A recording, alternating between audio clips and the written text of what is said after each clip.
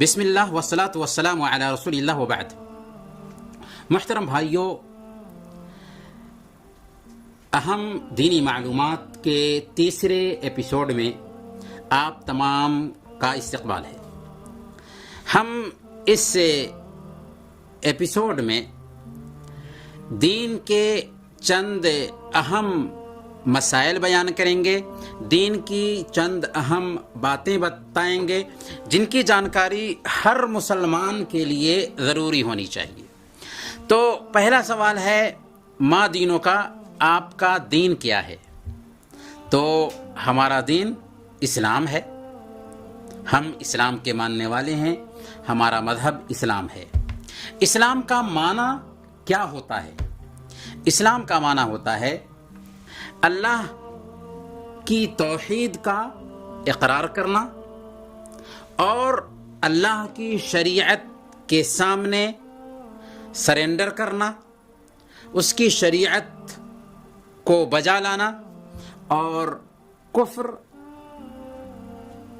شرک اور شرک کو ماننے والوں سے براءت کا اظہار کرنا. یہ ہے اسلام. گویا کہ اسلام یہ ہے کہ ایک بندہ توحید کا اقرار کرے، شریعت کی تابعداری کرے اور شرک اور مشرکین سے براءت کا اظہار کرے. اسلام کے ارکان کتنے ہیں اور دلیل کیا ہے؟ اسلام کے ارکان 5 ہیں اور دلیل صحیح بخاری اور مسلم کی وہ روایت ہے جس میں اللہ کے نبی صلی اللہ علیہ وسلم نے بیان فرمایا کہ اسلام کی بنیاد 5 چیزوں پر رکھی گئی ہے. اس بات کی گواہی دینا کہ اللہ کے علاوہ اور کوئی معبود برحق نہیں اور محمد صلی اللہ علیہ وسلم اللہ کے رسول ہیں، اور نماز قائم کرنا، زکوٰۃ دینا، رمضان کے روزے رکھنا اور اگر استطاعت ہو تو خانہ کعبہ کا حج کرنا.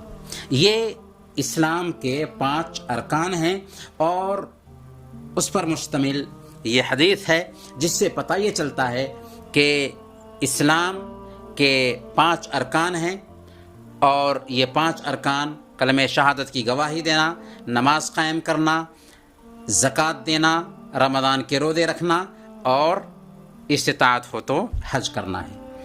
اسلام کا ستون کیا ہے؟ اسلام کا ستون نماز ہے، جیسا کہ اللہ کے نبی صلی اللہ علیہ وسلم نے بیان فرمایا ہے کہ اسلام کا ستون نماز ہے. آئیے ایک حدیث یاد کرتے ہیں اور اس کے معنی کو سمجھتے ہیں. العہد الذی بیننا وبینہم الصلاۃ فمن ترکہا فقد کفر. یہ سنن ترمذی کی روایت ہے اور اس حدیث کے راوی حضرت بریدہ رضی اللہ تعالی عنہ ہیں کہ ہمارے اور ان کے بیچ فرق کرنے والی چیز نماز ہے. جس نے اسے ترک کیا اس نے کفر کیا. مطلب یہ ہوا کہ اگر کوئی آدمی نماز پڑھتا ہے تو وہ مسلمان ہے، اگر نماز نہیں پڑھتا ہے تو اسلام کی اس کے پاس کوئی پہچان نہیں ہے. العہد الذی بیننا وبینہم الصلاۃ فمن ترکہا فقد کفر. ہمارے اور ان کے بیچ فرق کرنے والی چیز نماز ہے، جس نے نماز کو ترک کیا اس نے کفر کیا. نماز کی تعریف کیجیے. نماز کیا ہے؟ نماز کہتے ہیں ہے التعبد للہ تعالی باقوال وافعال مخصوصۃ مفتتحۃ بالتکبیر ومختتمۃ بالتسلیم. یعنی چند اقوال اور افعال کے ذریعہ، چند خاص اقوال اور افعال کے ذریعہ اللہ کی عبادت کرنا جو تکبیر سے شروع ہوتی ہے اور سلام پر ختم ہوتی ہے. یہ ہے نماز. نماز میں چند اقوال ہوتے ہیں اور چند افعال ہوتے ہیں، خاص اقوال، خاص افعال، اور اس کی شروعات ہوتی ہے تکبیر تحریمہ سے، اور اس نماز کا اختتام ہوتا ہے سلام پر. تو یہی نماز ہے. ایک مسلمان پر دن اور رات میں کتنے وقت کی نمازیں فرض ہوتی ہیں اور ان رکعتوں کی تعداد کیا ہے؟ تو ایک مسلمان پر دن اور رات میں 5 وقت کی نمازیں فرض ہوتی ہیں: فجر، ظہر، عصر، مغرب اور عشاء. فجر کی نماز فرض نماز 2 رکعت ہے، ظہر کی فرض نماز 4 رکعت ہے، عصر کی فرض نماز 4 رکعت ہے، مغرب کی فرض نماز 3 رکعت ہے، اور عشاء کی فرض نماز 4 رکعت ہے. کل ملا کر کے فرض نمازوں کی تعداد 17 ہوئی. نماز کی شرطیں کیا ہیں؟ ہر چیز کی کچھ نہ کچھ شرط ہوتی ہے، تو نماز کی شرط کیا ہے؟ اور شرط وہ چیز ہے کہ اگر نہ پائی جائے تو نماز ہی نہ ہو. تو نماز کی شرطیں بنیادی طور پر 9 ہیں. پہلے نمبر پر اسلام، گویا کہ اگر کوئی آدمی مسلمان نہیں ہے تو اس کی نماز نہیں ہوگی. دوسرے نمبر پر عقل، گویا کہ اگر کوئی آدمی پاگل ہے اور وہ نماز پڑھتا ہے تو اس کی نماز نہیں ہوگی کیونکہ اس کے پاس عقل نہیں ہے. تیسری شرط تمیز. تمیز سے مراد ایسا بچہ جو 7 سال کا ہو چکا ہو، کیونکہ 7 سال کی عمر میں ایک بچہ تمیز کی عمر کو پہنچتا ہے. دلیل کیا ہے؟ سنن نبی داؤد کی روایت ہے، اللہ کے نبی صلی اللہ علیہ وسلم نے ارشاد فرمایا: مروا اولادکم بالصلاۃ وهم ابناء 7 سنین واضربوهم علیہا وهم ابناء 10 وفرقوا بینهم فی المضاجع. کہ تمہارے بچے جب 7 سال کے ہو جائیں تو ان کو نماز کا حکم دو، اور 10 سال کے ہو جائیں اور نماز نہ پڑھتے ہوں تو نماز نہ پڑھنے کی وجہ سے ان کی پٹائی کرو اور ان کے بستر الگ کر دو. تو اس حدیث میں تمیز کی عمر بتائی گئی ہے اور وہ ہے 7 سال. یعنی بچہ اگر 7 سال کا ہو جائے گا تو بچے کو نماز کا حکم دیا جائے گا. تو نماز کی شرطوں میں سے پہلے نمبر پر اسلام ہے، دوسرے نمبر پر عقل ہے، اور تیسرے نمبر پر تمیز ہے، یعنی تمیز کی عمر کو بچہ پہنچ جائے.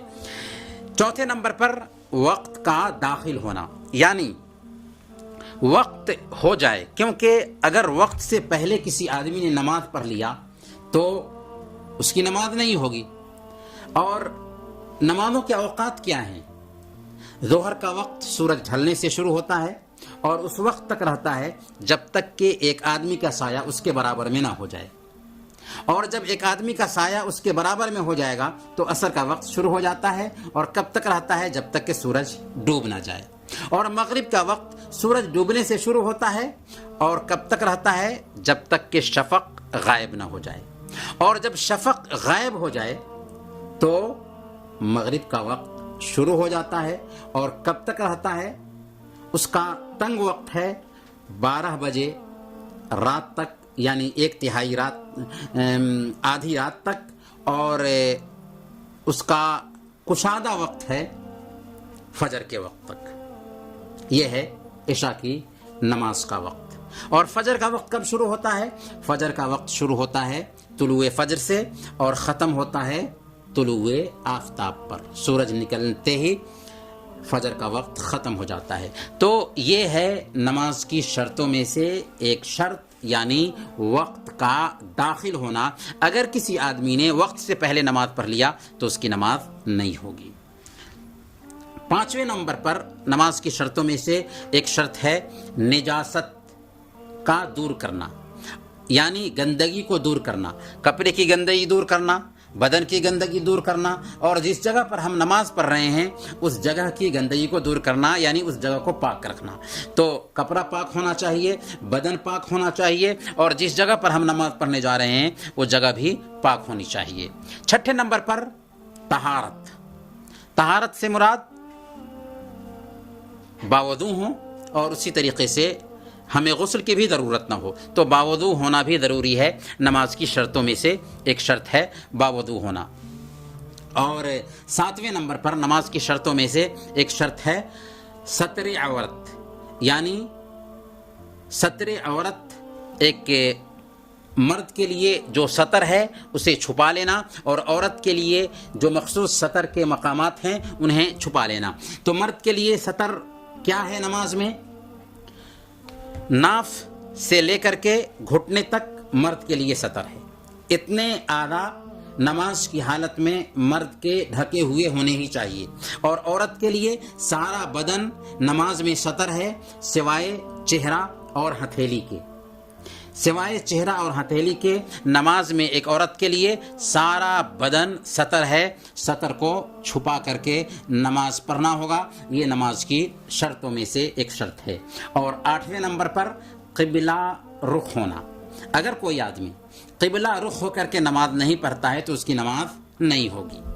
ہاں، اگر کوئی آدمی ایسی جگہ پر ہے جہاں پر اس کو قبلہ کی جانکاری نہیں ہے تو کسی سے پوچھ لے گا یا آلہ وغیرہ سے جاننے کی کوشش کرے گا۔ اگر نہیں پتہ چل رہا ہے تو اپنی کوشش سے نماز پڑھے گا۔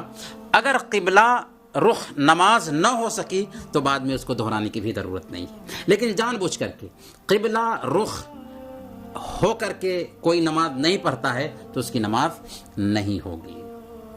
اور آخری شرط ہے نیت، یعنی نماز ادا کرنے کے لیے نیت ضروری ہے۔ کون سی نماز ادا کر رہے ہیں اس نماز کی نیت ہونی چاہیے۔ اگر نیت نہیں پائی جا رہی ہے تو ظاہر سی بات ہے کہ ہماری نماز نہیں ہوگی۔ اور نیت کہتے ہیں دل کے ارادہ کو، النیت امر قلبی، نیت دل کے ارادہ کا نام ہے، اسی لیے نیت کے الفاظ شریعت نے نہیں بتائے، اللہ کے نبی صلی اللہ علیہ وسلم نے نہیں بتائے، صحابہ کرام نے نیت کے الفاظ نہیں بولے۔